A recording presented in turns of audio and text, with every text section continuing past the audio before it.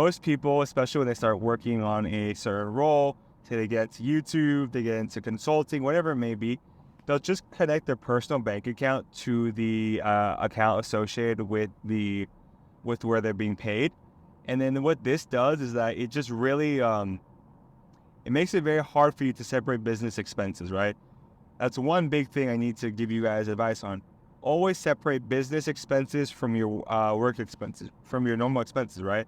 So if you ever get a job, a new full-time role, separate those business expenses from your job, right? Because by doing so, you're able to just show your accountant, okay, this is a business expense, let's write this off, right? The way you do this is you just go to the bank, tell them, hey, I want to open a business account, go online, open a sole proprietorship. It takes you like 20, 30 minutes to do, and open a business account and you get the bank, right? You do everything in one whole day, and then make sure you have a business debit or business credit card, so that way all the expenses associated with the business will be on that account, and then you won't have to worry about mixing and merging accounts, because that is probably one of the bigger things that gets you in trouble during tax season, and it just makes your accounting so much harder, right? So always start a sole proprietorship LLC whenever you're going to do this 1099 income, right? So for those of you who are watching my channel right now, my channel is heavily focused on business, finance, investing. So I want you guys to make sure that you separate your accounts if you do choose to go the entrepreneurship route, and you choose to like kind of create and build finances and business for yourself, right? That is one of the bigger things to do. So keep that in mind whenever you're trying to invest, whenever you're trying to start 1099 income, right? So I want to go over again on how to get these 1099 jobs, right? These 1099 jobs or consulting jobs, consulting roles, there's three main websites really where you can find them, right? It's just one is Indeed.com, right? You'll have a lot of like agencies post certain roles on Indeed.com. And Indeed.com, my advice is just type in whatever role you're trying to apply for.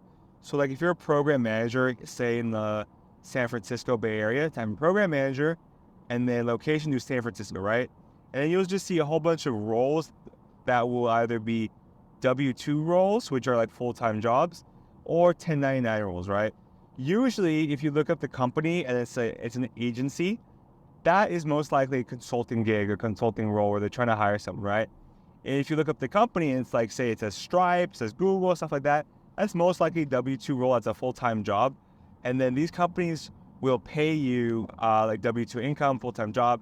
The difference between 1099 and W-2 is that 1099 roles are like contracting roles. W-2 roles, they include full benefits. So like most likely you'll get health insurance, retirement, investing, like equity if your company is big, bonuses, things of that nature, as well as you'll be able to just really kind of get the whole slew of benefits like healthcare, dental, whatever it may be, insurance too. So that way you can go to these certain jobs or roles, and you get basically a lot of benefits associated with it.